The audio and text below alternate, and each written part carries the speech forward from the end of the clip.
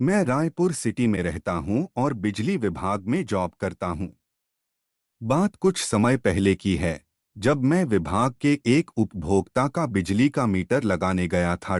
Connection किसी सुनीता शाह महिला के नाम से इशू हुआ था। मैं मीटर लेकर अपनी बाइक से उनके घर पहुंचा तो वो घर के बाहर ही कुर्सी पर बैठी थीं। मुझे देखते ही वो खड़ी हो गईं और मैं उनसे बोला, आपका बिजली कनेक्शन इश्यू हो गया और मैं आपके घर मीटर लगाने आया हूं। अब इधर पहले मैं आप लोगों को सुनीता जी के बारे में बता दूं। मेरे अनुमान से उनकी उम्र 30 से 32 साल की होगी।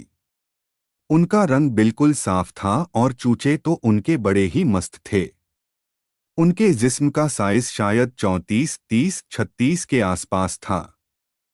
जिस वक्त मैं उनके घर गया था उस वक्त ब्लाउज तो उन्होंने बिल्कुल खुले गले का पहना हुआ था, जिसके कारण उनके चूचे मुझे साफ दिखाई दे रहे थे और उन चूचों की घाटी की गहराई तो देखने लायक थी। कुल मिलाकर ऊपर वाले ने उनको बड़ी फुर्सत से बनाया था। शायद उन्होंने मुझे पकड़ लिया था कि मेरी नज़र उनके चूचों पर थी। फिर वे मुझे अपने घर में मीटर लगाने के लिए बोली। मैं उनका मीटर लगा रहा था तो मेरी नज़र बार बार उनके चूचों पर ही जा रही थी। मेरी इस हरकत पर वो मुस्कुरा रही थीं। थोड़ी देर में मैंने उनका मीटर लगा दिया। उसके बाद उन्होंने मुझे अंदर बैठने के लिए बोला। मैं जाकर एक सोफे पर बैठ गया। थोड़ी देर बाद वो चाय लेकर आईं और झुककर कप में चाय डालने लगीं। इस कारण मुझे उनके बड़े बड़े चूचों के संपूर्ण दर्शन हो रहे थे।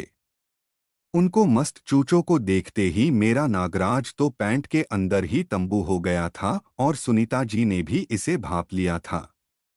वो मेरे पास आकर बैठ गईं और मुझे चाय देते हुए बोलीं, आपको मेरे घर पर नया मीटर लगाने का इनाम तो देना ही पड़ेगा। ऐसा कहते हुए उन्होंने मेरा नागराज पैंट के ऊपर से ही पकड़ लिया और उसे सहलाने लगीं। मुझे ऐसी उम्मीद नहीं थी कि वो ऐसा करेंगी। फिर भी उनकी तरफ से ग्रीन सिग्नल मिलते ही मैं तो उनके ऊपर टूट पड़ा। मैं अपने होठों से उनके होठों का रसपान करने लगा। क्या मुलायम होंठ थे, मुझे उनके होठों को चूसने में बड़ा मजा आ रहा था। फिर धीरे धीरे मेरे हाथ उनके चूचों पर रेंगने लगे और उन्हें ब्लाउज के ऊपर से ही मसलने लगा। थोड़ी देर में मैंने उनके चूचों को उनके कपड़ों से आज़ाद कर दिया। सुनीता जी ने काले रंग की ब्रा पहन रखी थी, जिसमें से उनके गोरे गोरे चूचे चमक रहे थे। मैंने उसको भी निकाल फेंका और उनके एक मम्मे को पकड़कर पागलों की तरह चूसने लगा। मैं एक को चूसता और दूसरे को मसलता, इस तरह करते हुए मुझे 15 मिनट के ऊपर हो गए थे और सुनीता जी अपनी मस्ती में अपने चूचों को मसलवाने का मजा ले रही थीं और बड़बड़ा रही थीं, और मसलो और जोर जोर से दबाओ इन्हें, सारा दूध निकाल दो इनका। मैंने देर ना करते हुए हम दोनों के बाकी के कपड़े भी उतार दिए। अब हम पूरी तरह नंगे थे। फिर सुनीता मेरा नागराज अपने मुंह में लेकर उसे लॉलीपॉप की तरह चूसने लगी। उस समय मेरे पूरे शरीर में हाई वोल्टेज का करंट दौड़ रहा था। वाकई में सुनीता जी नागराज चूसने में माहिर थीं। उस समय मेरे मुंह से मजे में अजीब अजीब सी सिसकारियां निकल रही थीं। थोड़ी देर में ही मेरा जिस्म अकड़ने लगा और सुनीता जी मेरा पूरा वीर्य गटक गई। अब बारी मेरी थी। मैंने उनको बिस्तर पर लिटाया और उनके जिस्म को चूमने लगा।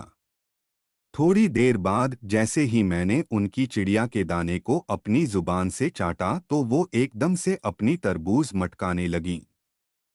फिर तो मैं उनकी चिड़िया का रस ले लेकर चूस और चाट रहा था। अब तो मैं एक तरह से अपनी जुबान से उनकी चिड़िया चोद रहा था। सुनीता जी अपनी तरबूज उचका उचका कर अपनी चिड़िया चटवा रही थीं। वो बोली, अब देर ना करो और अपना नागराज मेरी चिड़िया में पेल दो, क्योंकि अब मुझसे बर्दाश्त नहीं हो रहा है। मैंने उनकी टांगों को अपने कंधों पर रखा और नागराज के टोपे को चिड़िया के मुंह पर टिकाकर एक जोर का धक्का लगाया और मेरा नागराज सुनीता जी की चिड़िया की गहराइयों में गच की आवाज के साथ उतरता चला गया। जैसे ही मेरा नागराज उनकी चिड़िया में गया, उन्होंने अपने पैरों का घेरा मेरी कमर पर बना लिया। मेरे नागराज के धक्के लगातार उनकी चिड़िया को चोद रहे थे। चिड़िया गीली होने की वजह से नागराज चिड़िया से फचक फचक की आवाजें आ रही थीं। सुनीता जी अपनी पूरी मस्ती से चुदवा रही थीं और मेरे नागराज के हर धक्के का जवाब वो अपनी तरबूज उचका कर दे रही थीं।